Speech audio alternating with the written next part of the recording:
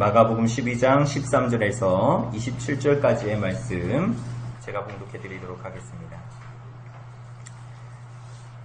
마가복음 12장 13절입니다. 그들이 예수의 말씀을 책 잡으려 하여 바리새인과 헤롯단 중에서 사람을 보내매 와서 이르되 선생님이여 우리가 아노니 당신은 참되시고 아무도 꺼리는 일이 없으시니 이는 사람을 외모로 보지 않고 오직 진리로서 하나님의 도를 가르치심이니이다. 가이사에게 세금을 바치는 것이 옳으니까 옳지 아니하니까 우리가 바치리이까 말리이까 한데 예수께서 그 외식함을 하시고 이르시되 어찌하여 나를 시험하느냐 데나리온 하나를 가져다가 내게 보이라 하시니 가져왔거늘 예수께서 이르시되 이 형상과 이 글이 누구의 것이냐 이르되 가이사의 것이니이다.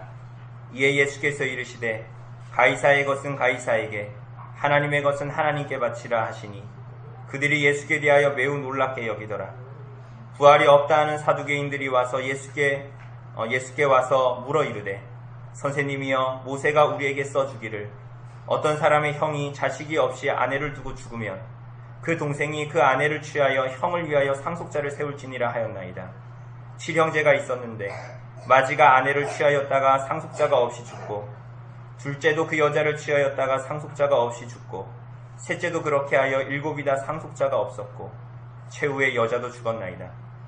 7사람이 다 그를 아내로 취하였으니 부활 때고 그들이 살아날 때에 그 중에 누구의 아내가 되리까? 예수께서 이르시되 너희가 성경도 하나님의 능력도 알지 못함으로 오해함이 아니냐. 사람이 죽은 자 가운데서 살아날 때에는 장가도 아니가고 시집도 아니가고 하늘에 있는 천사들과 같으니라. 죽은 자가 살아난다는 것을 말할진대 너희가 모세의 책 중 가시나무 떨기에 관한 글에 하나님께서 모세에게 이르시되 나는 아브라함의 하나님이요 이삭의 하나님이요 야곱의 하나님이로라 하신 말씀을 읽어보지 못하였느냐. 하나님은 죽은 자의 하나님이 아니요 산 자의 하나님이시니라. 너희가 크게 오해하였도다 하시니라.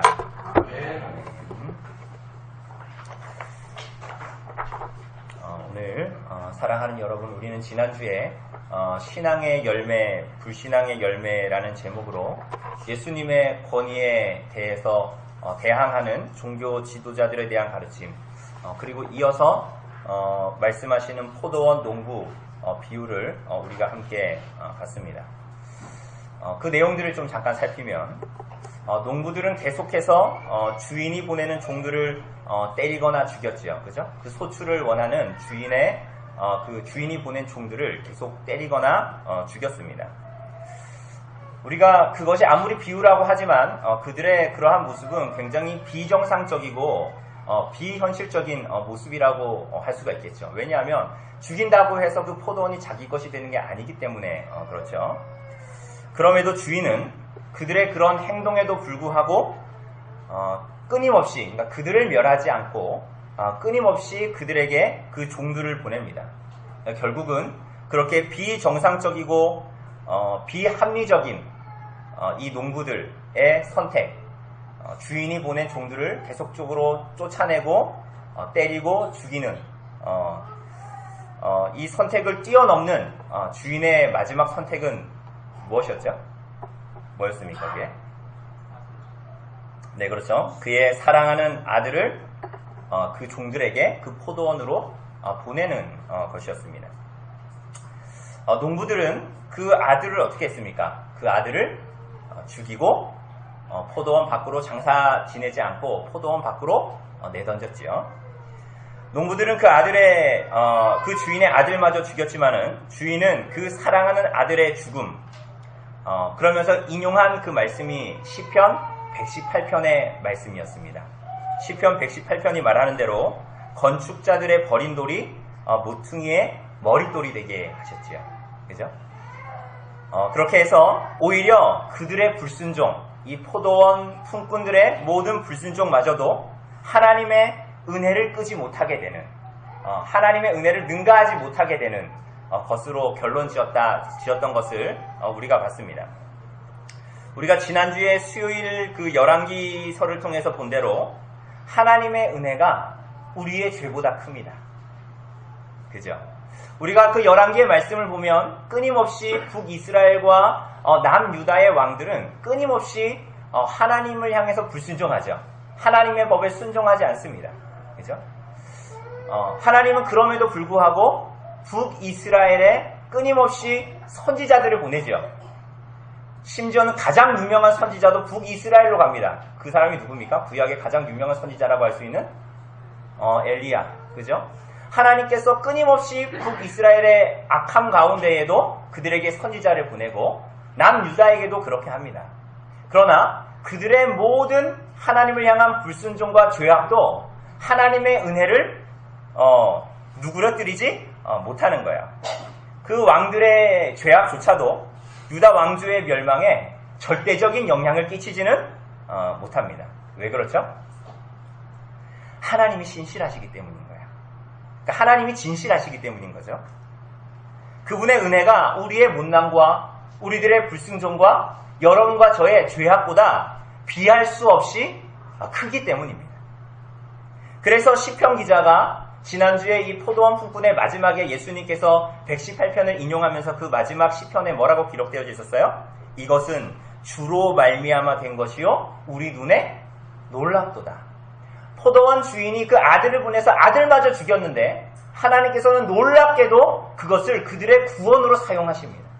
그들이 그 아들을 죽였다라는 것이 하나님의 은혜를 완전히 망가뜨려버리고 구속의 그 사역을 망가뜨려버리는 것이 아니라 오히려 하나님께서 구속을 완성시켜버리는 그것이 우리가 예수님께서 인용하신 시편 118편의 말씀이었죠. 여러분 이거를 알아들으셨습니까? 알아들었나요? 종교 지도자들이? 여러분들은 지금 잘 알아듣고 계시잖아요. 그죠? 그런데 그때 종교 지도자들 어떻게 했어요? 알아들었어요? 못 알아들었어요? 알아들었습니다. 모든 것들을 거의 다 대부분 못 알아들었는데 이 비유를 알아들었어요. 그런데 알아들었는데 이 사람들이 어떻게 했어요? 알아듣고도 마음을 돌이키지 않았지요.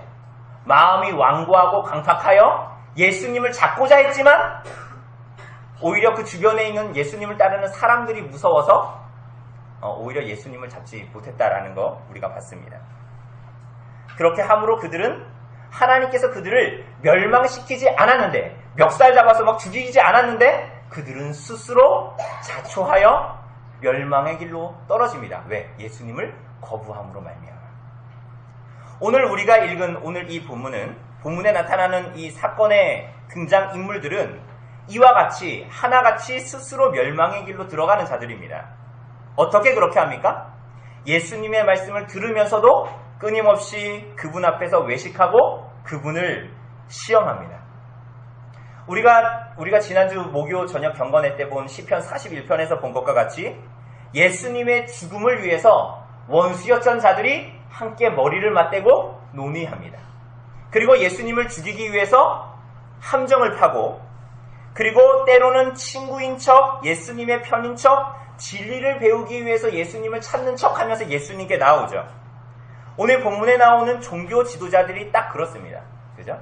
그러나 예수님께서는 이들에게 오히려 이들을 통해서 하나님 나라의 본질이 무엇인지, 예수께서 하시는 사역이 무엇인지, 그리고 실패와 같은 예수님의 이 사역이 어떻게 하나님의 구속을 나타내는지, 그러므로 말미암아 예수 그리스도를 진정으로 믿고 따르는 제자들, 그리고 여러분과 저 교회가 어떻게 이 세상에서 그리스도를 따라야 하는지를 보여주십니다. 사랑하는 여러분, 오늘 본문을 보십시오. 오늘 본문은 크게 두 구획으로 나누게 되죠. 13절부터 17절 그리고 18절부터 27절까지입니다. 두 부류의 사람들이 나타납니다. 13절에 보면 어떤 부류의 사람들입니까? 바리새인과 헤롯 땅에서 보낸 사람들입니다. 왜냐하면 이 사람들은 왜 예수님께 나오죠? 예수님을 책잡기 위해서, 예수님 꼬투리 잡기 위해서 예수님께 나옵니다. 우리가 알다시피 원래 이 사람들 바리새인과 헤롯 땅은 한 팀이 깁니까 아닙니까? 아니죠. 마가복음 3장 16절에서 말한 대로 이들이 예수님을 대항하기 위해서 한 팀이 되죠. 우리나라 역사로 말하자면 뭐 이렇게 비유할 수 있을지는 모르겠지만 바리새인들은 일제시대에 어떤 사람들이에요? 독립투사대 같은 사람들이에요. 물론 더 열심당원들도 있지만 비유하자면 그렇다라는 거예요. 헤롯 땅은 어떤 사람들이에요? 일제의 빌부터 살려고 했던 사람들이에요. 그러니까 이 바리새인들과 헤롯 땅은 하나가 될 수 없는 사람들임에도 불구하고 예수님의 존재가 자신들에게 유익이 되지 않고 자기들 너무 불편하게 하기 때문에 우리 싸우는 거 잠깐 멈추고 우리 둘이 손잡고 예수님부터 처치하고 하자 이러는 거예요 지금. 그들이 와서 하는 말이 뭡니까? 14절 보면 먼저 뭐라 그럽니까? 선생님이여 하면서 뭐라 그래요? 우리가 아노니 예수님은 어떤 분이다? 참된 분이래요. 그리고 아무도 꺼리는 일이 없으시고 진리로 하나님의 말씀을 가르치신다라고 합니다. 여러분 이게 맞는 말이에요? 틀린 말이에요? 맞는 말이에요? 틀린 말이에요? 맞는 말이죠. 맞는 말인데 맞는 말을 하는데 이 사람들의 마음에는 다른 꿍꿍이가 있는 거죠. 그러니까 예수님을 강제로 어떻게 잡아가면 예수님을 따르던 많은 무리들이 그걸 가만히 있지 않을 것이기 때문에 예수님이 하시는 말에 스스로 올무가 걸리도록 올무를 놓으려고 이렇게 뭐라 그럴까요? 이 포석을 깔고 있는 거예요. 그러니 이들이 예수님께 와서 예수님 당신은 진실을 말하시지요? 당신은 참 사람을 꺼리는 게 없으시지요? 당신은 참이십니다. 참 선생이십니다. 라고 하는 말은 이런 얘기입니다. 예수님, 제가 이제 곧 질문을 할 텐데요. 애매하게 대답하지 마시고 고지고대로 대답해 주셔야 됩니다. 왜냐하면 그렇게 해야 우리들의 계획이 성취되니까 이 질문으로 우리가 얻으려는 것을 얻게 되니까 이렇게 얘기하는 거예요. 그래서 포석을 깐 겁니다. 그러면서 하는 질문이 뭡니까? 이거 우리가 굉장히 잘 아는 질문입니다. 그게 뭐예요? 가이사에게 세금을 바치는 것이 옳으니까 옳지 아니하니까 우리가 바칠까요 말까요? 이런 겁니다. 가이사, 시저 누굽니까? 로마의 황제입니다. 그러니까 이 당시에 이 이스라엘 나라는 로마의 지배를 받고 있었습니다. 그러니까 당시의 황제는 티베리우스였는데 당시에 이 이스라엘은 로마의 이 지배를 받고 있었기 때문에 세금을 내야 했어요. 근데 이 세금은 인두세라는 거예요. 인두세는 뭐냐면 성인들이 누구나 인종이나 성이나 차별 없이 한 사람당 일률적으로 내야 되는 세금. 그게 오늘 여기서 말하는 세금입니다. 그 인두세인데 그 세금을 내야 됐죠. 근데 여러분 세금을 낸다라는 것은 여러분 혹시 추우십니까? 추우시죠? 뒤에 좀 꺼주실래요? 예, 더우면 다시 켜고 맨 오른쪽 버튼 누르면 됩니다. 여러분 세금을 낸다라는 게 뭡니까? 세금을 낸다. 세금을 낸다라는 것은 국가의 통치를 내가 인정한다, 받아들인다라는 것입니다. 여러분 세금 내야 됩니까? 안 내야 됩니까? 예, 저도 세금을 냅니다. 예, 세금을 내야 되죠. 심지어는 과자 사도 거기에 부가가치세가 있어서 세금 내는 거예요. 그런데 여러분 예수님 당시 이스라엘에게 있어서 이것은 그냥 내고 안 내고의 단순한 문제가 아니었습니다. 이게 무슨 말이죠? 여러분 지금 이 바리새인과 헤롯 땅 사람들이 예수님께 하는 질문은 굉장히 절묘한 질문입니다. 그러니까 함정을 제대로 판 거예요. 예수님께. 이게 그냥 아무거나 묻는 게 아니라 머리 좋은 놈들이 하는 나쁜 질문이에요. 이게. 그들이 내는 세금은 이스라엘 백성들이 내는 세금은 세금 이상의 의미였기 때문이에요. 그게 뭡니까? 여러분 그걸 알기 위해서는 이스라엘을 좀 알아야 됩니다. 이스라엘의 역사를 알아야 되죠. 성경이 나타난. 여러분 이스라엘 사람들 어떤 사람입니까? 하나님께서 택한 자들을 구원하시기 위해서 열방 가운데 모든 민족 가운데에 아브라함 한 사람을 부르시고 그리고 모든 민족 가운데에 아브라함 한 사람으로 말미암는 민족, 어떤 민족입니까? 이스라엘 민족들을 하나님께서 부르셨습니다. 그리고 그들로 하여금 어느 땅에 들어가게 해요? 가나안 땅에 들어가게 하죠. 가나안에 들어가서 하나님이 주신 땅에서 하나님이 다스리는 나라, 그리고 그 다스림을 대행하는 왕권도 주십니다. 그 왕권이 어떤 왕권이에요? 유명한 왕, 누굽니까? 다윗의 왕권을 허락하십니다. 그런데 이 사람들은 하나님의 끊임없는 은혜를 베풀어 주셨음에도 불구하고 이스라엘 백성들은 어떻게 합니까? 하나님의 말씀에 불순종하고 하나님께서 모든 것들을 베풀어 주셨음에도 불구하고 하나님을 섬기기 싫어하고 하나님 앞에 죄악된 일들을 하고 그래서 어떻게 해요? 하나님께서 그들을 징계하십니다. 심판하시죠? 그래서 어떻게 심판하십니까? 하나님께서 어떻게 심판하십니까? 모세오경에 하나님께서 이미 약조하신 대로 그대로 행하십니다. 그죠? 열방을 들어서 열방의 나라들을 들어서 다른 나라들을 들어서 그들을 치십니다. 그래서 이스라엘 백성들이 어디에 포로로 갑니까? 바벨론이야. 바벨론으로 포로로 가죠. 70년 동안. 그죠? 그것을 경험하게 됩니다. 그런데 그렇게 하고 끝났죠? 끝났습니까? 끝나지 않고 하나님께서 그들을 다시 되돌아오게 하십니다. 그죠? 70년 만에 되돌아오게 하시고 그래서 성전을 재건하게 하시고 나라를 재건하게 하십니다. 그렇게 끝났습니까? 참 그렇게 해서 끝났으면 참 좋았는데 그들이 끊임없이 하나님을 향해서 바르게 하나님을 찾지 못하니까 하나님께서 또 어떻게 하세요? 유명한 대왕이 있습니다. 유명한 대왕, 세종대왕 말고 유명한 대왕 누굽니까? 알렉산더 대왕, 그죠? 헬라 제국이 또 이제 이스라엘을 지배하게 됩니다. 그죠? 그리고 잠시 잠깐 동안 마카비 왕조라는 왕조가 이제 독립을 잠깐 하는데 그것도 잠시였고 어느 나라가 또 이스라엘을 지배해요? 우리가 오늘 본문에서 보는 대로 로마의 지배를 받게 됩니다. 그래서 지금 이들은 로마의 지배를 받고 일종의 전통성이 좀 의심되는 로마의 앞장의 역할을 하는 헤롯 왕가의 지배를 받고 있는 거예요. 그 앞에서 보았듯이 바벨론 포로기 이후도 그렇고 지금 로마의 지배 아래서도 그렇고 이스라엘 백성들은 그러니까 누구를 여전히 기다리고 있는 거예요? 그렇죠. 하나님께서 성경에서 약속한 그 메시아의 오심, 그분의 통치, 다스림을 기다리고 있습니다.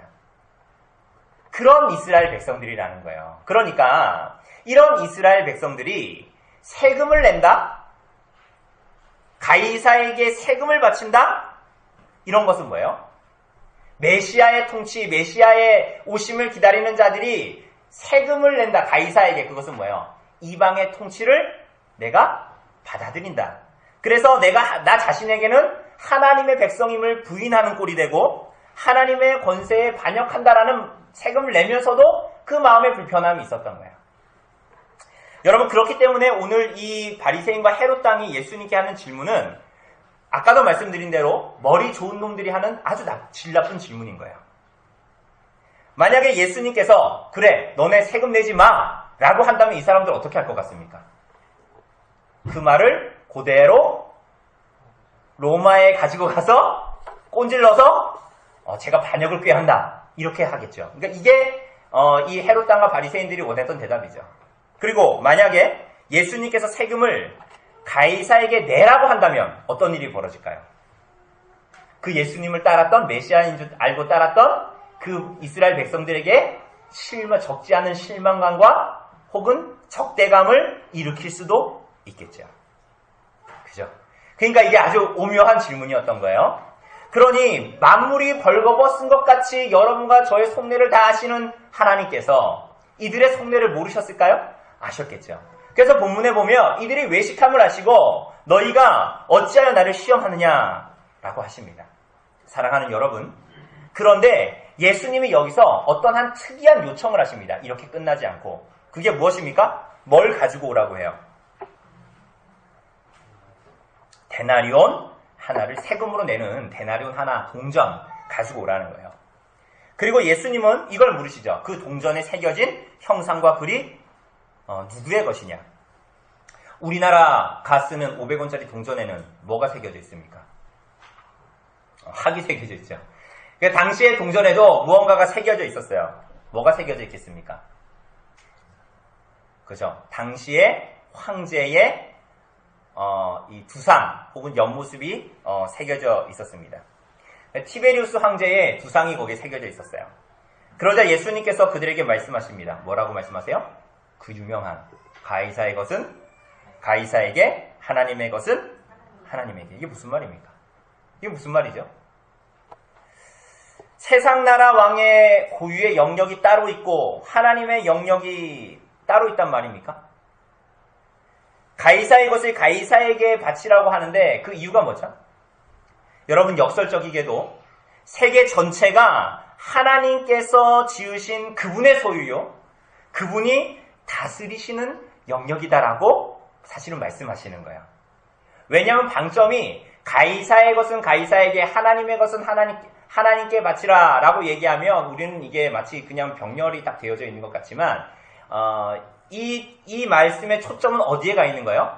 뒤에 가 있는 거예요. 하나님의 것을 하나님께.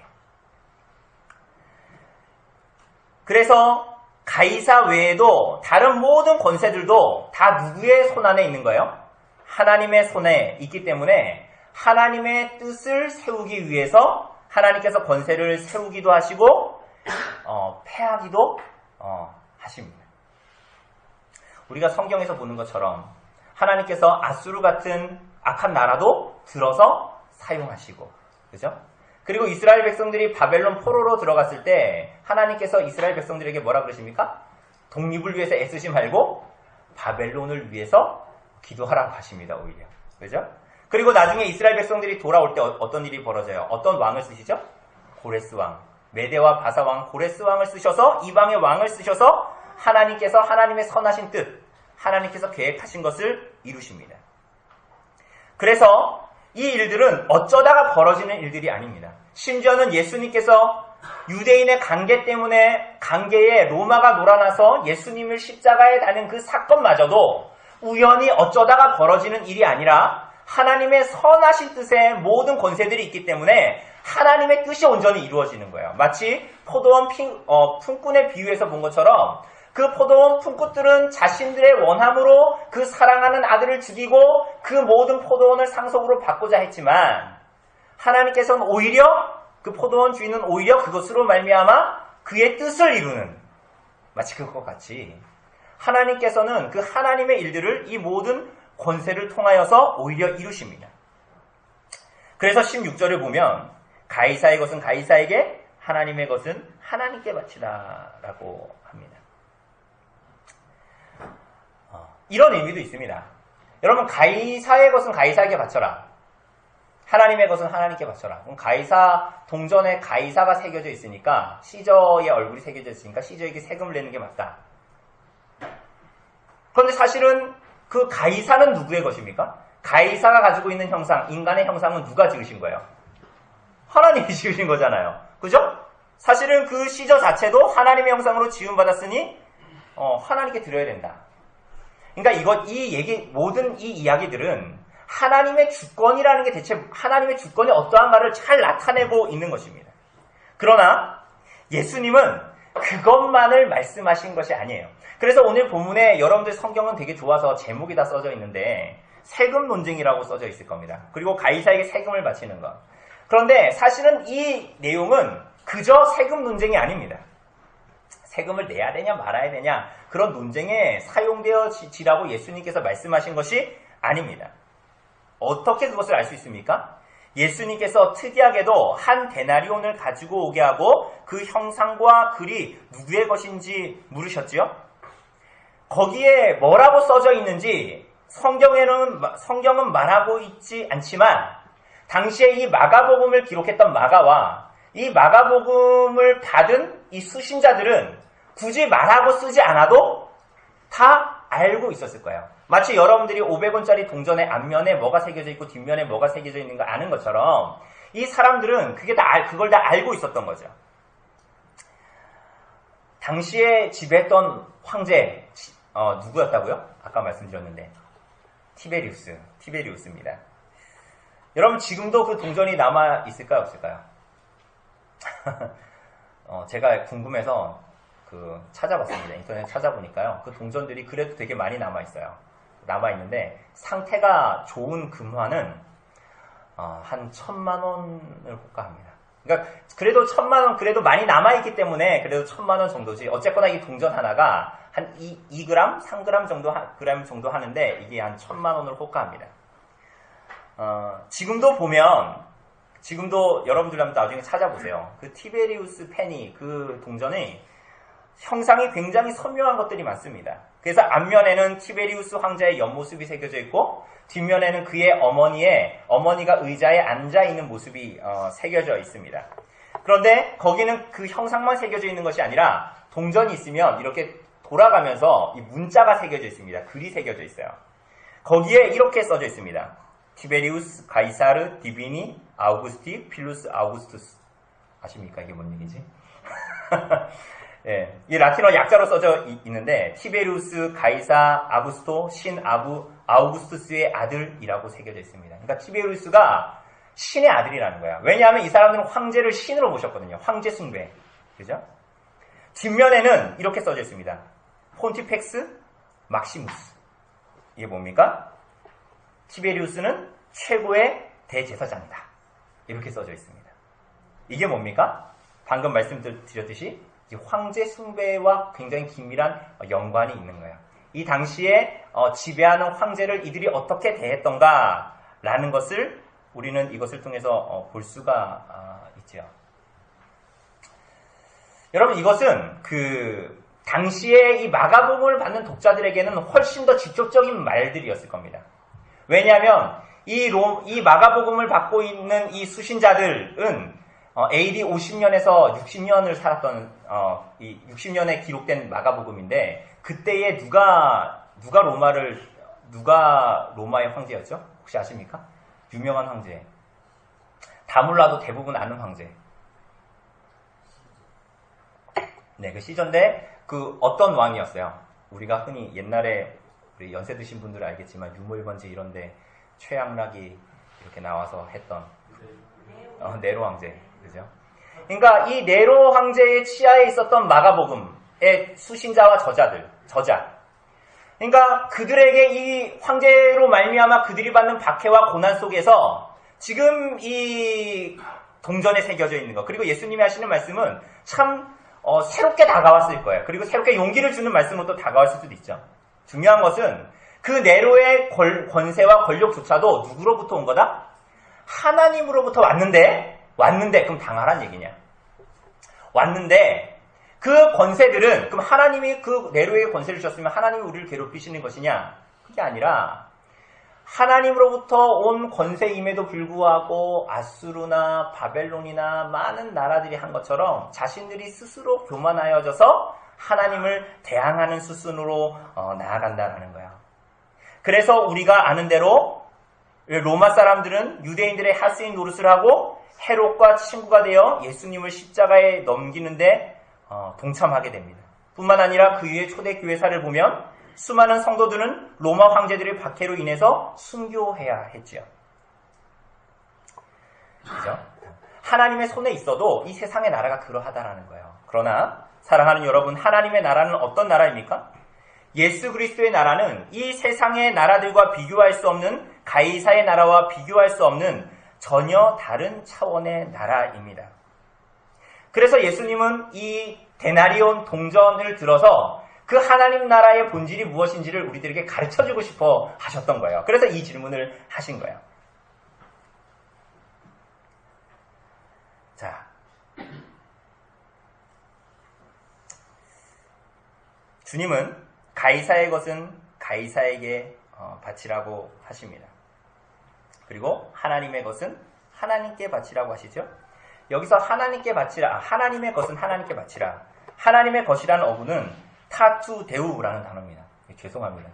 타투 데우라는 단어입니다. 그런데 이 단어가 재미있게도 동일한 어구로 쓰여져 있는 곳이 있는데 8장 33절이에요. 가이사의 것은 가이사에게, 하나님의 것은 하나님께 바치라고 하는 이 하나님의 것이 동일한 헬라어로 쓰여져 있는 곳이 8장 33절입니다. 여기에 보면 예수님께서 베드로에게 하시는 말씀이거든요. 사탄아, 내 뒤로 물러가라. 내가 하나님의 일을 생각하지 아니하고 도리어 사람의 일을 생각하는도다 라고 말씀하시죠. 여기서 하나님의 일이라는 이 단어가 타투 데우입니다. 사랑하는 여러분, 여기에서 하나님의 일이라는 것은 뭐죠? 예수님은 베드로에게 많은 고난을 받고 대제사장과 장로들과 서기관들에게 버림받아 죽임을 당하고 사흘 만에 살아나실 것을 말씀하셨죠. 그죠? 이 예수님의 순한 예고에서 주님께서 말씀하신 이 하나님의 일이라는 게 뭐죠? 하나님의 일? 예수 그리스도의 순환과 죽음, 부활로 말미암아 이루어지는 하나님의 나라와 그분의 통치입니다. 그토록 이스라엘 백성들이 기다려왔던 메시아의 구원과 통치입니다. 그래서 주님께서는 오늘 본문에서 가이사의 것은 가이사에게, 하나님의 것은 하나님께 바치라는 이 말씀은 가이사와 가이사의 나라와 시저의 나라와 비교할 수 없는 전혀 다른 차원의 나라, 그리스도의 고난과 죽음으로 말미암아 도래하는 하나님 나라와 통치를 인정하고 받아들이라는 말씀이었던 거예요. 그래서 이 사람들은 예수님의 가르침에 대해서 매우 놀랍게 여기지요. 마지막 절에 보면, 그죠? 그들이 예수께 대하여 매우 놀랍게 여기더라.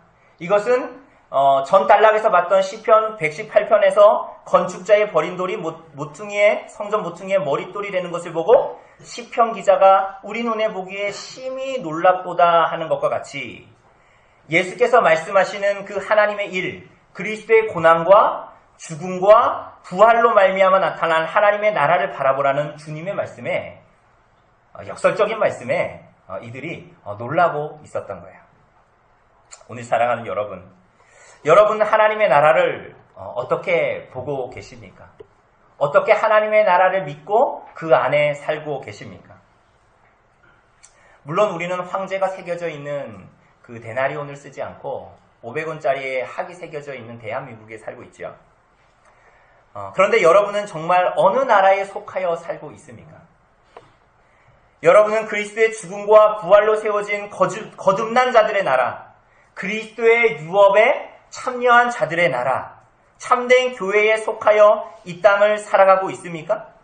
그래서 그리스도의 고난과 죽음으로 나타난 그분의 나라와 통치를 받아들이고 인정하고 그분을 따르라는, 쫓아오라는 그 길로 인생을 살아가고 계십니까? 아니면 하나님의 것을 하나님께 바치지 못하게 하는, 하나님의 일을 하나님의 일이 아닌 것으로 치부하는, 가이사의 것을 추구하고 그저 세상이 보기에 좋다고 여기는 것들을 쫓아가는 인생을 살아가고 있지는 않습니까? 이 땅에서 하나님을 믿노라고 하지만 성전에서 예배를 드리는 자리로 나아가기는 하지만, 성경을 옆에 끼고 예배를 드리는 자리로 나아간다고 하지만은 여전히 그리스도의 공로를 의지하지 않고 한쪽 주머니에는 여전히 한 데나리온을 만지작거리고 세상이 나에게 약속한 것들에 마음을 쏟고 있지는 않습니까? 여러분, 이렇게 예수님께 질문했던 이 사람들의 데나리온 어디서 왔습니까? 오늘 본문에 보세요. 이 데나리온 어디서 왔어요? 예수님이 자기 주머니에서 꺼내셨습니까? 마치 이들이 원했던 것은 가이사에게 세금을 바치지 마라 라는 답변이었는데, 정작 이 질문을 하고 있는 사람들의 주머니에서 뭐가 나왔어요? 데나리온이 나왔어요. 황제의 형상이 새겨져 있는. 16절에 보면 가져왔거늘 이렇게 말합니다. 예수님에게서 그 주머니에서 그 데나리온이 나온 게 아니라 이 예수님에게 질문을 했던, 심지어 성전 안에 있던 이 유대인들의 주머니에서 이 동전이 나왔던 거예요. 여러분, 우리는 하나님의 이름을 부른다고 하면서 여전히 한쪽 주머니에 있는 데나리온을 만지작거리면서 그렇게 하나님 앞에 살아가는 사람들은 아닙니까? 나의 잘나가는 집안이, 내가 물고 태어난 금수저가, 나의 잘남이 여러분의 생명을 지켜준다라고 생각합니까? 가이사의 것을 가이사에게 가져가십시오. 티베리우스, 그는 신의 아들이요 대제사장이라고 떠드는 이 세상에서 세상이 그럴듯하게 자랑하는 그 모든 것들이, 영원할 것처럼 자랑하는 그 모든 것들이, 영원히 살 것 같고 청산천하 유아독존으로 존재할 것 같은 인생들이 정말 그것이 여러분의 영원한 생명으로 이끌어 줄 것이라고 생각합니까?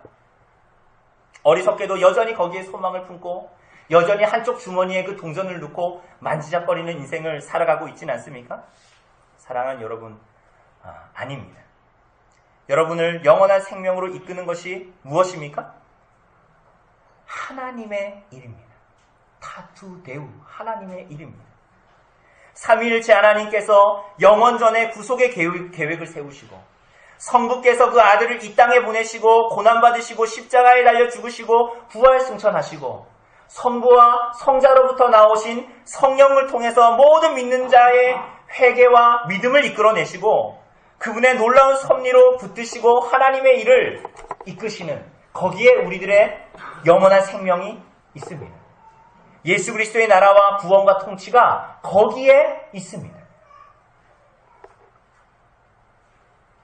오히려 그 모든 것, 가이사의 것이 되지 못하도록 가이사가 신의 아들이요 대제사장이 아니라 여러분 안에서도 그리스도만이 하나님의 아들이시고 그리스도만이 유일한 대제사장이 되게 하십시오.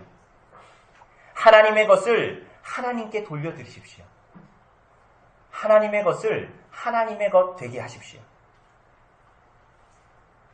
오히려 가이사의 모든 것을 세우시는 것도 폐하시는 것도 하나님이시고 오히려 가이사는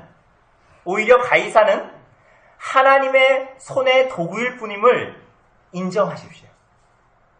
오늘 주님께서 여러분과 저에게 원하시는 것, 그 하나님의 일을 하나님께 바치는 것, 그리스도로 말미암는 복음, 그리스도의 고난과 죽음으로 말미암는 복음, 그로 말미암아 비로소 세워지는 하나님의 나라, 그 부활에 참여한 자들이 그리스도의 영으로 말미암는 그분의 통치를 바라고 즐거워하고 사랑하고 인정하고 따르라 라고 하십니다.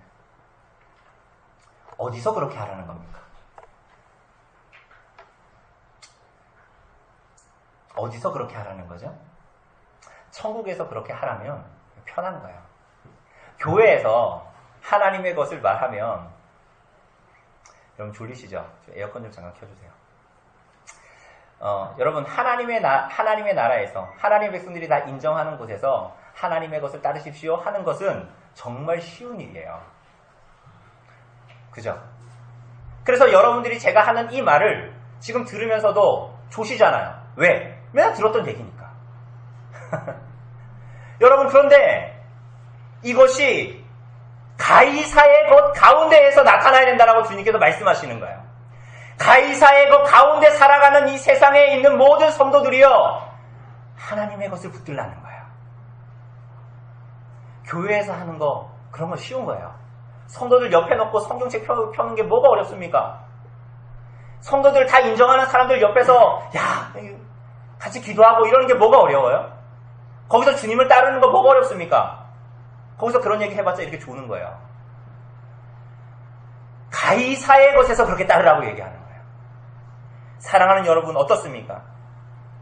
가이사의 것을 따르지 않으면 더 좋은 집, 더 좋은 차, 더 영이 많이 찍혀있는 통장, 세상이 바라고 추구하라고 하는 것, 옆 사람보다 더 나은 것을 가져야 행복하다고 하는 것, 혹은 거기에 정말 마치 영생이 있는 것처럼 살지 않으면, 혹은 거기에 응하려고 몸부림치는 삶이 아니면 별다른 기쁨과 행복을 느끼지 못한다고 얘기하는 이 땅의 인생에게 그렇게 살라고 하는 것은, 이 세상에서 그렇게 살라고 하는 것은 사형선고 같은 거죠. 타투, 대우를 따르라는 것은 어리석은 것이라고 보여지겠죠. 그러나 사랑하는 여러분, 그렇지 않습니다. 죽으라고 하는 것 같지만 죽는 게 아닙니다. 여러분 잘 기억하셔야 됩니다. 죽는 것 같지만 죽는 것이 아닙니다. 그것이 오늘 18절부터 나타나는 사두개인의 이야기예요. 여러분 사두개인의 이야기는 길지 않고 짧으니까 잘 들어보세요. 여러분 이 사두개인들은 부활이 없다 하는 사두개인들입니다. 여러분 이 사람들이 예수께 나와요. 이 사람들은 정말 내세와 부활이 없다라고 생각합니다. 여러분 내세와 부활이 없으면 여러분 어떻게 살겠어요? 오늘 여기에 있겠어요? 현실주의자처럼 살아야죠. 오늘밖에 없는데 오늘 내 부와 즐거움을 만끽해야 될 거 아닙니까? 이 사람들이 그런 사람들입니다. 그래서 당대의 부와 명예와 권력을 누리고자 했던 사람들이에요. 그래가지고 당대 유대의 귀족층들이에요. 금수저를 물고 태어난 사람들이죠. 그러니까 이 사람들은 가이사의 것은 가이사의 것이 맞지? 이렇게 생각하면서 살았던 사람들입니다. 그들이 예수님께 가져온 질문이 뭐예요? 형사취수제입니다. 이거 신명기 25장에 나오는 건데요. 이런 겁니다. 형이 자식이 없이 죽었어요. 형과 동생이 있는데 형이 자식이 없이 죽었어요. 그럼 어떻게 해야 돼요? 신명기 25장에 따르면 그 동생이 형수에게로 들어가 자식을 낳게 해야 됩니다. 그래서 그 낳은 자식이 형의 기업을 잇게 하는 거예요. 그게 형사취수제죠. 여러분 그 대표적인 예가 어디에 나타납니까? 우리가 예전에 봤던 구약의 사사기 이후에 나타난 그 성경 뭡니까? 룻기에 나타나는 룻과 보아스의 얘기가 형사취수제의 얘기죠. 그래서 이 기업을 물러주는 사람, 그 형수에게로 들어가 대를 잇게 해주는 사람, 그 사람이 어떤 사람입니까? 기업 물을 자, 이걸 뭐라 그래요? 어려운 말로 부자로 고엘 제도라고 얘기합니다.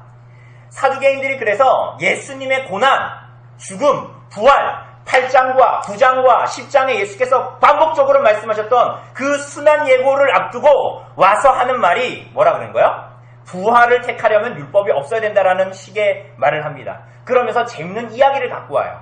재밌는 얘기. 그게 뭐예요? 형제가 있었는데 몇 형제래요? 7형제래요.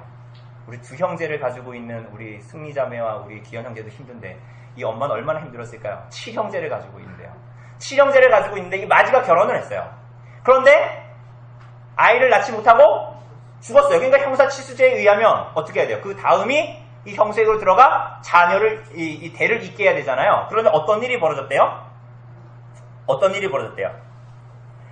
다 자식을 낳지 못하고 다 죽었다. 그러니까 부활하면 누가 그 여자의 남편이 되겠냐라고 말하는 거예요. 그러니 부활이 있다 없다? 부활이 없다라는 거 사두개인들은 말하고 싶었던 거예요. 그러니 가이사의 것은 가이사에게 드리면서 사는 인생이 참된 인생의 행복과 만족이라는 거예요. 그렇지 않고 사는 것은 사형선과 다름없는 인생이다. 이렇게 말하고 있는 것입니다. 사랑하는 여러분, 자 그렇다면 이 고엘제도가 뭔지를 간략하게 봅시다. 고엘제도는 당연히 우리가 방금 본 것처럼 룻기를 봤던 것처럼 당연히 죽은 형의 기업을 잊게 해서 미망인의 미래를 보장해주고 이스라엘 나라에서는 그 땅이 허튼 대로 가지 않도록 기업이 유지대로 가는 제도였죠. 그런데 신명기 25장 6절의 본문을 보면 이렇게 기록되어져 있습니다. 그 여인이 낳은 첫 아들이 그 죽은 형제의 이름을 잊게 하여 그 여인이 낳은 첫 아들이 그 죽은 형제의 이름을 잊게 하여 라고 합니다. 그런데 이 말을 직역하면 이렇게 번역할 수 있습니다. 첫 아들로 죽은 형제의 이름 위에 서게 하고 뭐라고요? 첫 아들로 죽은 형제의 이름 위에 서게 하고 즉 죽은 형제의 이름 위에 그 아이를 세워서 죽은 형제의 이름이 이스라엘 가운데에 도말되거나 사라지지 않게 하라는 거예요.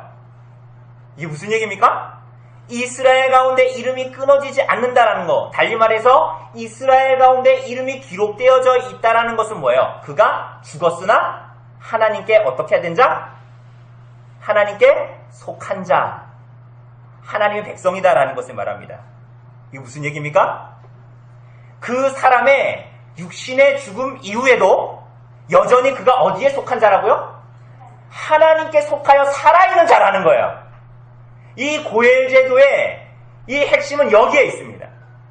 그래서 이 고엘제도는 뭘 바라보는 거예요? 죽음을 넘어 죽음을 이기고 죽음을 극복한 것을 내다보는 거예요.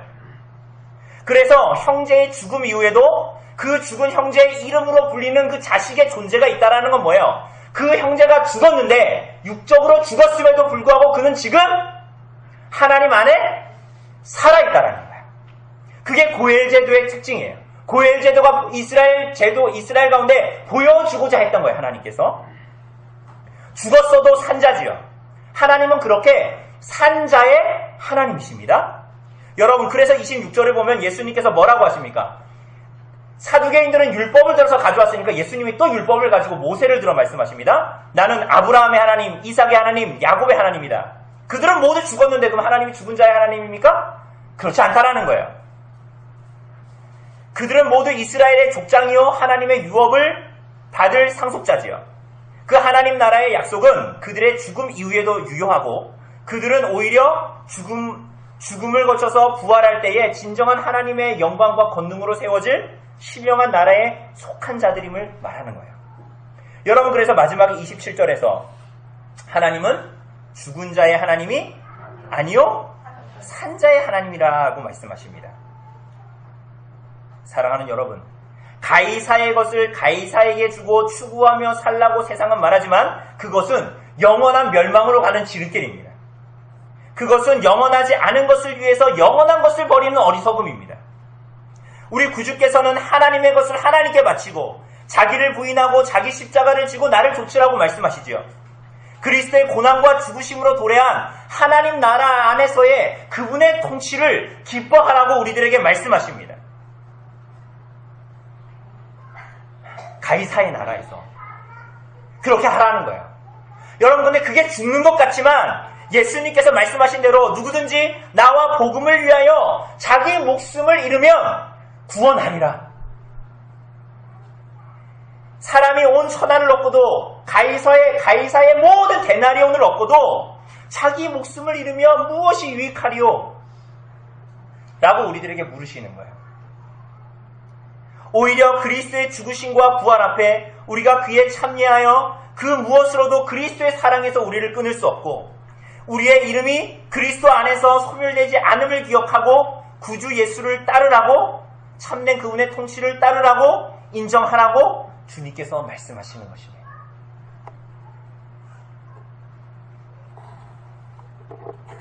오늘 사랑하는 여러분, 우리 주변에 있는 사람들은 어떤 사람들입니까? 오늘 여기 주변에 있는 사람들은 다 믿는 사람들이죠.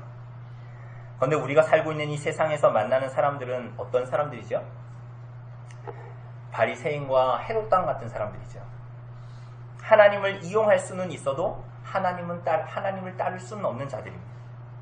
자기의 유익을 위해서 하나님의 이름을 부를 수는 있지만 절대로 그분 안에는 들지 않는 자들입니다.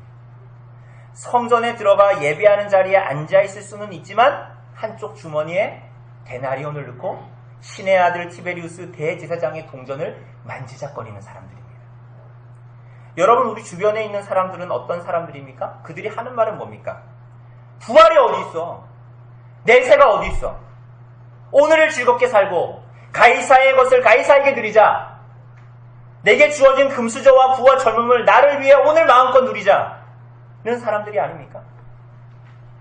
성경을 안다고 말하지만 성경의 진정한 의미들은 잘 알지 못하면서 하나님의 말씀을 망령되이 일컫고 비트는 자들, 성경에 기록된 경건의 능력을 부인하는 자들이 여러분과 제가 일상에서 만나는 사람들 아닙니까? 아브라함이 어디 있냐? 야, 이삭과 야곱 전래동화 같은 얘기하고 있네. 이 말씀 앞에 마가의 독자들은 서 있었던 거야. 네로의 박해 앞에, 콜로세움의 굶주린 맹수들 앞에 그 피를 흘리라고 소리치고 웅성거리는 군중들 앞에 이 마가의 독자들은 이 예수님의 말씀을 마가를 통하여 받고 있었던 거야. 사랑하는 여러분, 그렇게 그리스도의 십자가, 고난과 죽음과 부활을 거부하는 자들 앞에 여러분과 저는 어떻게 살아갈 것입니까? 우리는 무엇을 붙들어야 합니까?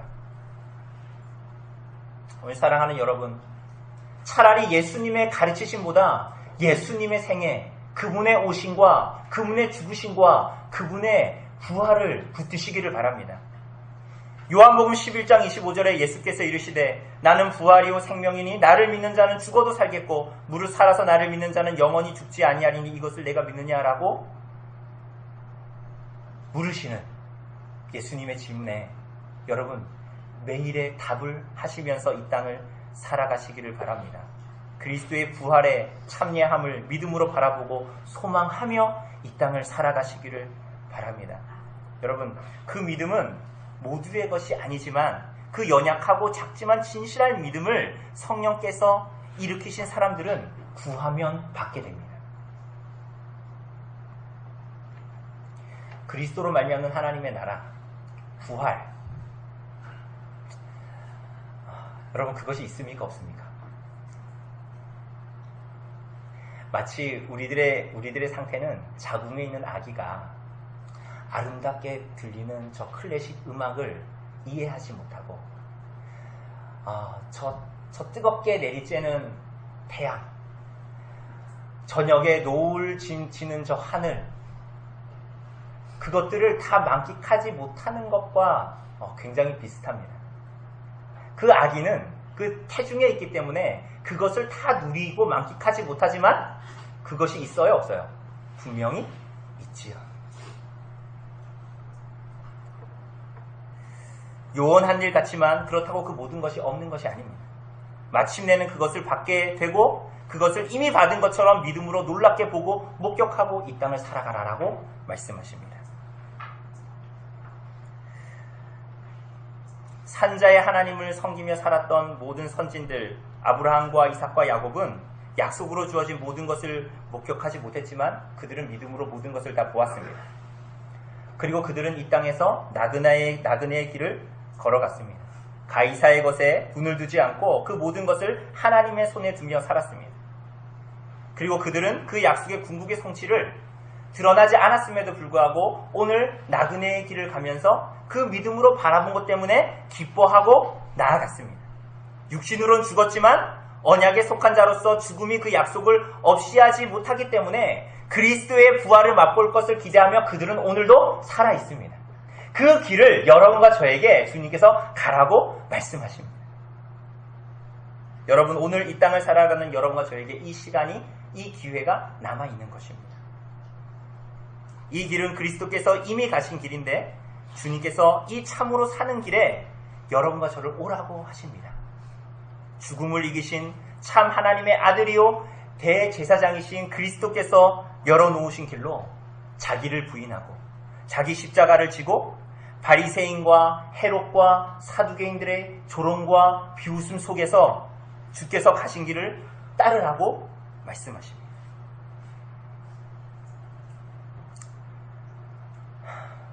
그렇게 가이사의 형상과 글을 여러분 마음에 새기지 말고 그리스도의 형상과 그분의 말씀을, 그분의 일하심을, 그분의 인격을 여러분 안에 새겨라, 가지고 있어라 라고, 그렇게 주님을 따르라 라고 주님께서 말씀하십니다. 오늘 사랑하는 여러분, 이러한 참 제자의 삶, 이러한 참된 성도와 교회의 삶이 여러분과 저의 삶에 있기를 성령께서 우리들을 그렇게 도우시기를 간절히 바랍니다.